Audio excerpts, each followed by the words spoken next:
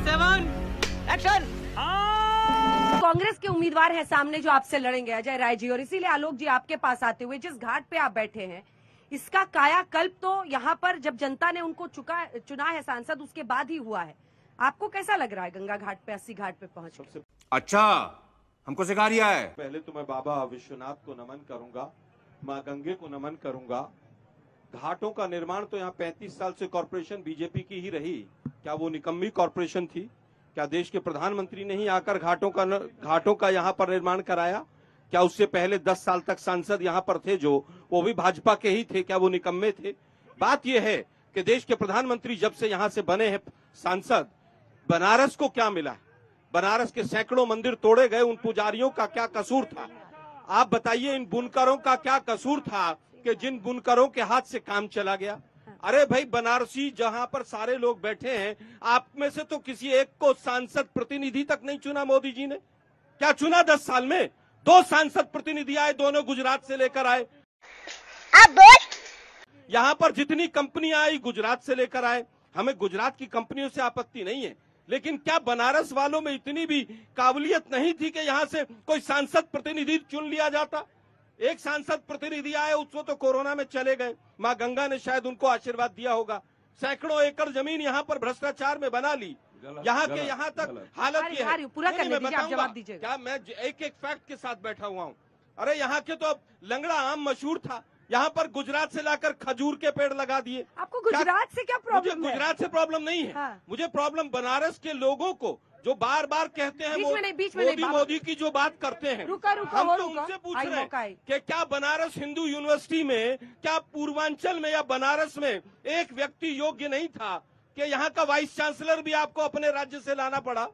क्या ये सच है कि नहीं है? ठीक है, इसका आप छोटा सा जवाब दीजिए, फिर अनुराग जी के पास जाइए। अच्छा, पूरा कर लेने दीजिए, पूरा कर रहे, रुक जाइए, पूरा कर लेने दीजिए। एक मिनट, मैं कहना चाहूंगा। हाँ, एक उद्योग का नाम बताइए जो मोदी जी के आने से, कि वो प्रधानमंत्री थे इसलिए यहाँ पर लग गया। क्या यहाँ के किसानों की आय डबल हो गई? क्या आपके अकाउंट में 15-15 लाख आ गए? क्या यहाँ की ट्रैफिक की समस्या दूर होकर ये स्मार्ट सिटी बन गई? क्या यहाँ पर गंगा नमामि गंगे का जो पूरी तरह से सीएजी की रिपोर्ट देखिए कितना बड़ा घोटाला हुआ है। यहाँ पर जितनी कंपनियां आई, क्या एक भी कंपनी ऐसी नहीं थी जो बड़े काम बनारस के लोगों को मिल सके? ठीक है, अब राउंड टू। एवरीबॉडी, सबके सब चोर हैं साले। सीट अजय राय साहब को दे दी जो पिछली बार नंबर 3 पर थे। क्लीन स्वीप देना चाह रहे हैं क्या पीएम को? पार्टी का आपसी मामला है, आपको पता तो माइक ऊपर कर लीजिए। आपको पता है कि हम गठबंधन में चुनाव लड़ रहे हैं। कई जगह हम लड़ रहे हैं, कई जगह वो लड़ रहे हैं। अभी हमारा गठबंधन का फैसला है कौन कैंडिडेट कहां से लड़ेगा, तो मुझे नहीं लगता है कि इसके ऊपर कोई सवाल होना चाहिए। लेकिन मैं इतना तो जरूर कहूंगा, एक ऐसा शहर है जो आंखों से दिल तक उतरता है, पता है उसका नाम क्या है? वो बनारस कहलाता है। ये है शहर। अब उनके दिल में मोदी जी बस गए हैं, उसका क्या कीजिएगा? उनके दिल में, अभी जनता के दिल में तो हमेशा से ही विकास की राजनीति बसती है, डेवलपमेंट की बात होती है, रोजगार की बात होती है, महंगाई की बात होती है, दिल में तो यही है। बात दूसरी है कि भारतीय जनता पार्टी मुद्दों पे चर्चा नहीं करना चाहती। आजकल मैं जब बनारस आज आया तो मैंने सोचा मैं क्यूटो जा रहा हूं, जैसे ही उतरूंगा रोड इतनी तगड़ी होगी मैं स्लिप करने लगूंगा। सवाल ये हुआ कि मुझे अपनी गाड़ी छोड़नी पड़ी, गाड़ी से मुझे रिक्शे पे बैठना पड़ा, रिक्शे से मैं यहाँ तक पहुंच पाया। तो मैं क्यूटो में घूम रहा था या किसी गांव में था, मुझे बाद में एहसास हुआ बनारस में, क्योंकि भारतीय जनता पार्टी की आदत है झूठ बोलने की। उन्होंने तो स्मार्ट सिटी की बात की थी कि हम स्मार्ट सिटी बनाएंगे, क्यूटो बनेगा, वो हमें दिखाई नहीं पड़ा। बुलेट ट्रेन भी नहीं कहीं दिखाई पड़ी। हो सकता है हमारे साथियों को दिखाई पड़ी होगी बुलेट ट्रेन या क्यूटो, या उनको लग रहा होगा। चल झूठा। सवाल ये नहीं है, बनारस एक पूरा लोकतंत्र का जीता जागता एग्जाम्पल है। बनारस के अंदर में हर व्यक्ति अपने आप को राजा समझता है, क्योंकि हर बनारसी राजा है, क्योंकि एक दूसरे को संबोधन इसी से करता है। कहा राजा, कहा हाल हो, राजा से ही बोलता है। और दूसरा भी तुरंत जवाब देता है, अरे गुरु सब ठीक है हो। गुरु राजा एक दूसरे को संबोधन में है। यहाँ कोई राजा नहीं है, यहाँ सब राजा हैं। ये बनारस की खासियत। इसमें चर्चा क्यों नहीं होगी? केहू नहीं चेला, यही कहते हैं ना। सब यहाँ पे। दूसरी बात, बनारस को हिंदुस्तान की पूरे विश्व की धर्म की नगरी या धर्म की राजधानी क्यों कहा जाता है? कि सभी देवता यहाँ एक साथ वास करते हैं। इसके बारे में तो हम लोग को सोचना चाहिए। जहाँ सभी देवता एक साथ वास करते हो, जहाँ पे लोग एक दूसरे का सम्मान करते हो, वहां जब चीखा चीखी होती है। अच्छा लगा आज आपने कहा माँ पार्वती का नाम लिया।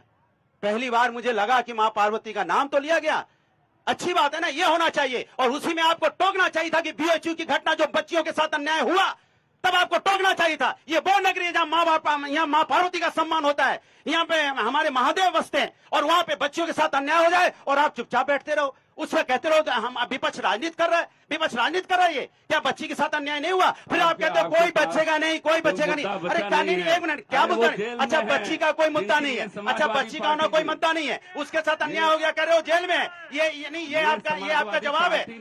तो आप बताइए, नहीं एक घटना नहीं है। अच्छा तो बताइए, हाथरस की घटना भी समाजवादी पार्टी में हुई क्या?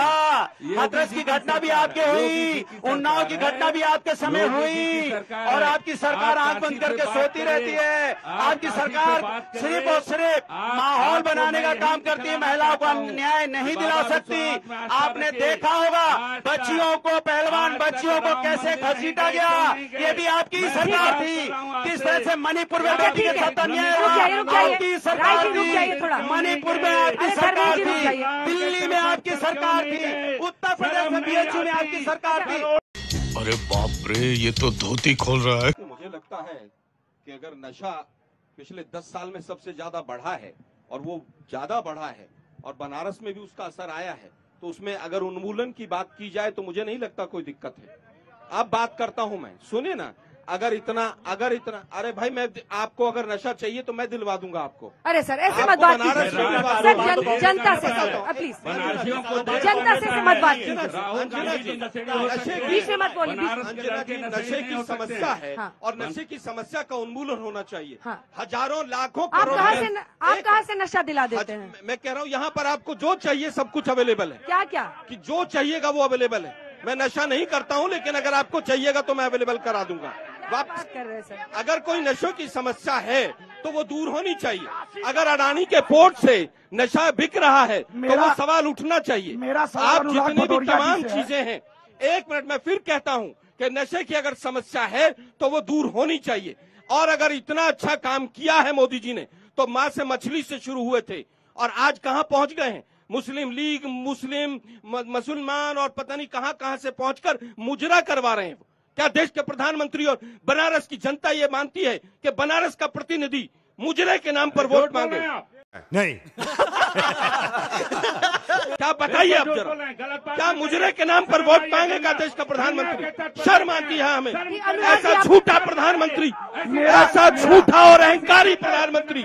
और मैं आज कहकर जाता हूँ जी, किसी ने भी, अंजना जी उत्तर देने दीजिए। अंजना जी देखिए, सारे भाजपा के कार्यकर्ता बैठे हैं, आप भाजपा के प्रवक्ता को ज्यादा टाइम देते हैं, ये गलत बात है। पूरी तरह से भाजपा के कार्यकर्ताओं का शो हो रहा है यहाँ पर। रुकिए जरा, मैं उत्तर देता हूँ। मैंने कहा नशे की समस्या दूर होनी चाहिए, और मैं फिर कह रहा हूँ कि देश का प्रधानमंत्री, इतना झूठा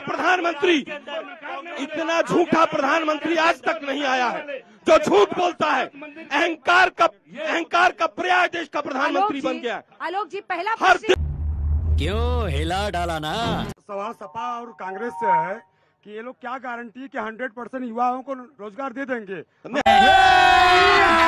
अभी मजा आएगा ना भिड़ो। 100% मोदी जी ने तो 2 करोड़ दे दिए होंगे। 100 पर क्या 2 करोड़ मिल गए होंगे ना?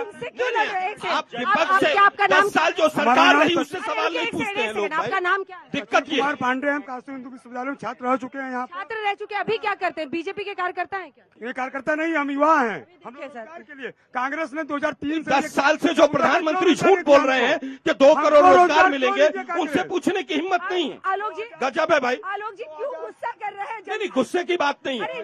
मैं 10 राज्यों से आया हूँ, केवल भाजपा के कार्यकर्ता नारे लगाते हैं। देश की जनता 4 तारीख को देश के प्रधानमंत्री को बदल देगी। भाई मजा आया। नाइस। मैं पूछना चाहता हूँ आदरणीय बीजेपी गवर्नमेंट से, एक कर्मचारी जो है जो 60 साल सेवा करते हैं, यहाँ से आगे से हटिए प्लीज। 60 साल जो नौकरी करते हैं, 60 साल नौकरी करके आते हैं, उनको पेंशन कब देंगे? आप एक साल के लिए आते हैं, आपको पेंशन मिलती है। जो 60 साल जो कर्मचारी हैं उनको पेंशन बीजेपी गवर्नमेंट करती है। अब ये भी प्रायोजित है। अंजना जी, मैं जवाब दे दूं। हर तरह के सवाल आते हैं सर, हर तरह के सवाल आते हैं।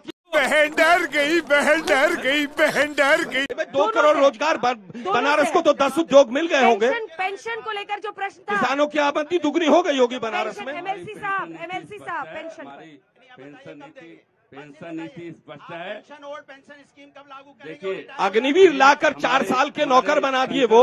अग्निवीर में 4 साल के बाद रिटायरमेंट कर दीजिए।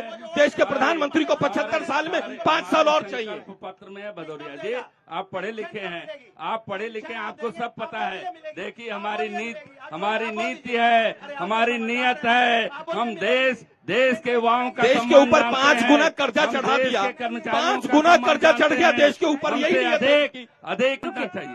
पेंशन पे वो बोल रहे, फिर नौकरियों पे आप बोलिएगा, उनको पूरा करने दीजिए ना। जी पेंशन पे बोल ही तो नहीं रहे वो। भी नहीं आ रहा ना। अंजना जी वो पेंशन पे बोलेंगे तो हम सुनेंगे। ये क्या बात करें? पेंशन पे बोलिए ना आप, इन्हीं की पार्टी आप में बोलिए ना पेंशन से पूछिए, बर्खास्त किए अरे भैया आप पेंशन पे बोलिए ना, आप पेंशन पे बोलिए ना। अबे जल्दी बोल, कल सुबह पनवेल निकलना है। तो पेंशन पर बोलिए, ये शांत अगर रहिए। हिम्मत है तो पेंशन पर बोलिए, इतना बोले हिम्मत है तो होते, महंगाई पर बोलिए, को बोले होते, अगर हिम्मत है तो बेरोजगारी पर बोलिए। आप एक सनातन के, आप सनातन वाली लोग, आप बताइए ना, देश का बंटवारा आप बताइए ना, पेंशन पे बोलिए ना आप पढ़े बोलिए लिखे ना पेंशन पे। हाँ ये कर लो पहले।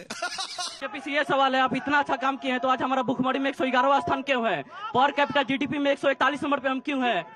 बोलना भी हूँ क्या करिए बोल। वो आए आप लोग बहुत हुई महंगाई की मार अब की बार उनकी सरकार, बहुत हुई बेरोजगारी की मार अब की बार उनकी सरकार, बहुत हुई महिलाओं पर अत्याचार अब की बार उनकी सरकार। और उसके बाद क्या किया कि बेरोजगारी हाईएस्ट है, महंगाई हाईएस्ट है। हाथरस जैसी घटना होती है, रात को 2 बजे मिट्टी का तेल जलाकर बेटी को जला दिया जाता है।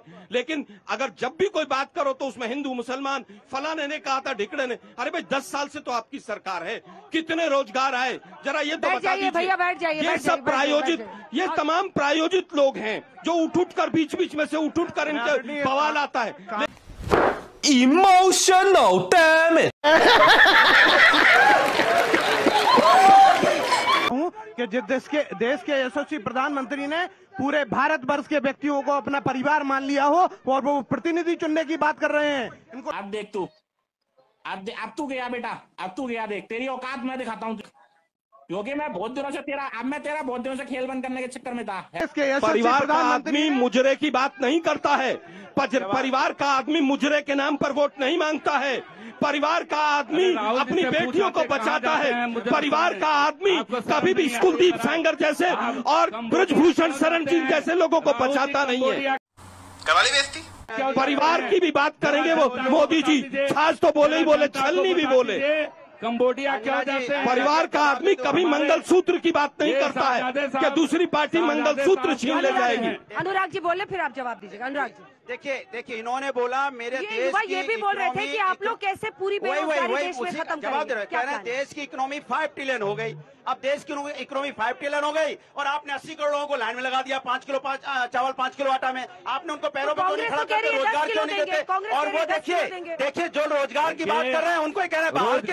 अच्छा बच्चा बनारस में जो लोग महंगाई रोजगार पे यूथ चर्चा उठा रहा है, मैं आपको फिर आप बोल लीजिएगा प्लीज। नहीं मैं कह रहा हूँ जो यूथ यहाँ पे बात कर रहे हैं महंगाई बेरोजगारी की, उनको आप बताते रहो बाहर का है। तो आप 4 लोग जो लेके आए, ये 4 लोग नहीं है, ये हजारों लोग जो खड़े हैं, ये महंगाई बेरोजगार की बात करना चाहते हैं। मेरे साथ बोलिए ये देखिए ये रोजगार है, इस रोजगार की बात कर रहा हूं मैं, जो आप नहीं सुनना चाह रहे हो। आप सिर्फ बढ़ाई सुनना चाहते हो सरकार की। तो कहो हम लोग कर देते हैं बीजेपी की बढ़ाई कर दे। बताओ क्या क्या बोले, बोलिए बताइए क्या क्या बोलते बताइए। बढ़ाई कर दो, बढ़ाई कर देते हैं, बोलो क्या क्या बोलते बताइए, बताओ। नहीं क्या क्या बोलते आप। गजब बेइज्जती है। खत्म, bye bye, tata, good bye, गया।